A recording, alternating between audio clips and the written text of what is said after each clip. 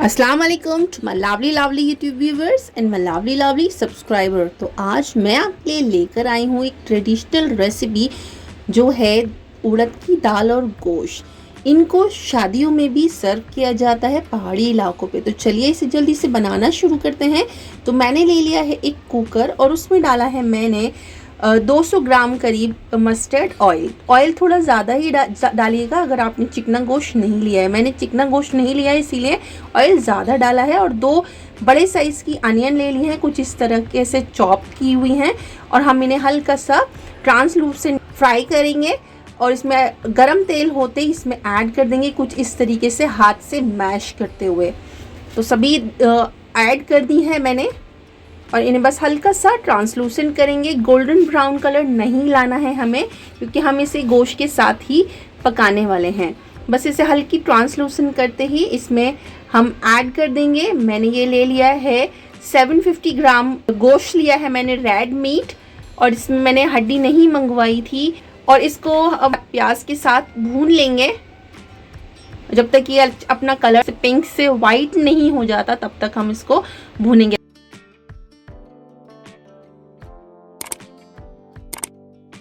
तो आप देख सकते हैं कितने अच्छे से ये भुन गया है, ऑयल भी रिलीज कर रहा है। तो इसमें अब 2 टेबलस्पून करीब मैं ऐड कर रही हूँ जिंजर गार्लिक का पेस्ट। अगर आपके पास अलग अलग है तो 1-1 टेबलस्पून दोनों ऐड कर दीजिएगा। मेरे पास दोनों मिक्स थी तो मैंने 2 टेबलस्पून ऐड कर दिया। और इन दोनों चीज़ों को डालकर भी अच्छे से हमें इसे भून लेना है। और आधा टीस्पून करीब मैंने डाली है हल्दी और 1.5 टेबलस्पून डाला है मैंने धनिया पाउडर और आधा टेबलस्पून डाला है मैंने कश्मीरी लाल मिर्च पाउडर। आपके पास रेगुलर वाली हो तो आप अपने टेस्ट के अकॉर्डिंग डालिएगा। और इसमें 1 टेबलस्पून डाला है नमक।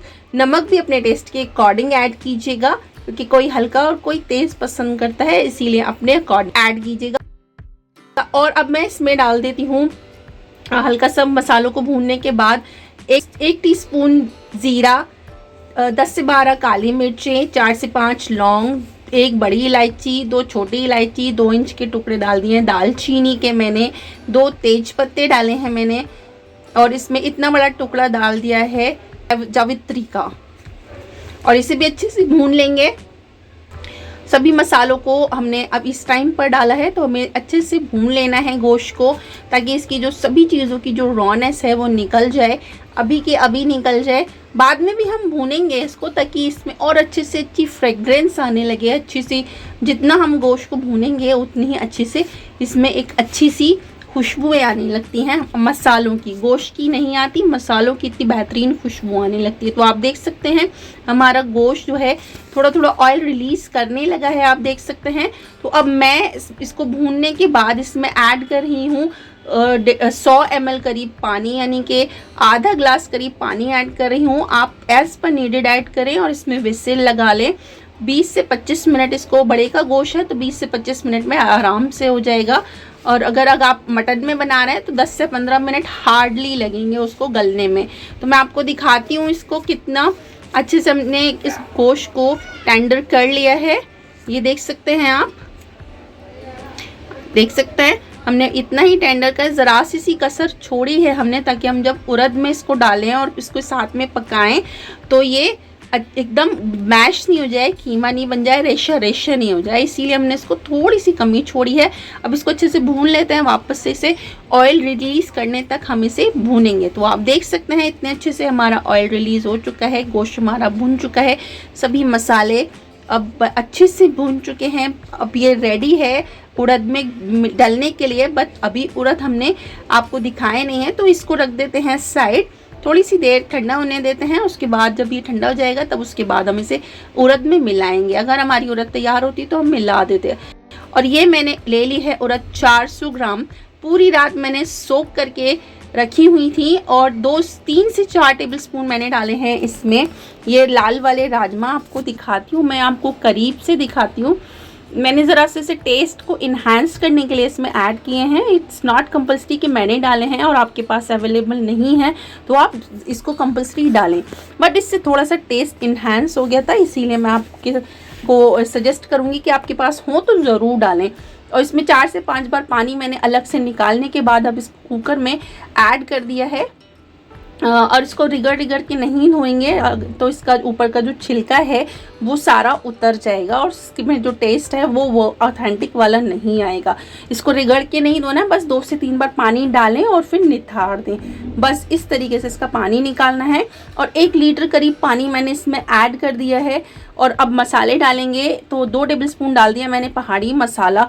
और अगर आपके पास पहाड़ी मसाला नहीं है तो स्क्रीन पर मैंने कुछ मसाले मेंशन किए हैं, आप उसके अकॉर्डिंग मसाला ऐड कर सकते हैं। 1 टेबलस्पून डाल दिया है धनिया पाउडर मैंने, और 1 टेबलस्पून डाला है यहाँ पर नमक, और 1/4 टेबलस्पून डाला है यहाँ पर रेड चिली पाउडर। और क्योंकि कश्मीरी ये जो पहाड़ी मसाला है इसमें जो पीली मिर्चें ऑलरेडी ऐड होती है, इसीलिए हमने यहाँ पर मिर्चें कम डाली हैं। और 2 टेबलस्पून हमने डाल दिया है ऑयल, ताकि ये जो सीटी में से उफने नहीं। और 20 से 25 मिनट हम इसको मीडियम टू लो फ्लेम पर पकाएंगे। और मीडियम टू लो फ्लेम पर पकने के बाद हमारी जो उड़द की कंसिस्टेंसी मैं आपको दिखाती हूँ, तो ये बहुत बेहतरीन से गल चुका है, आप देख सकते हैं अच्छे से मैश हो रहा है।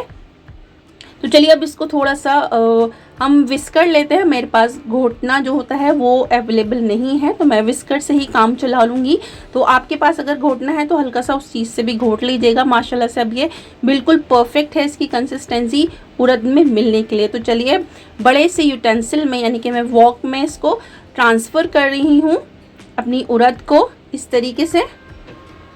और सारी ट्रांसफ़र करने के बाद मैं इसमें ऐड कर दूंगी वो गोश्त जो हमने पहले से भून कर रखा हुआ था, वो सारा ऐड कर देंगे अब इसमें। और एक बार चलाएंगे, इसको अच्छे से मिक्स कर लेंगे कुछ इस तरीके से, ताकि ये जो दोनों चीज़ें हैं वो बिल्कुल अलग अलग न लगें। और इसको थोड़ी सी देर पकने देंगे, ताकि हमारा जो गोश्त जो हमने थोड़ी सी कमी इसमें बिल्कुल ना के बराबर छोड़ी थी, वो अब यहाँ पर कंप्लीट हो जाए।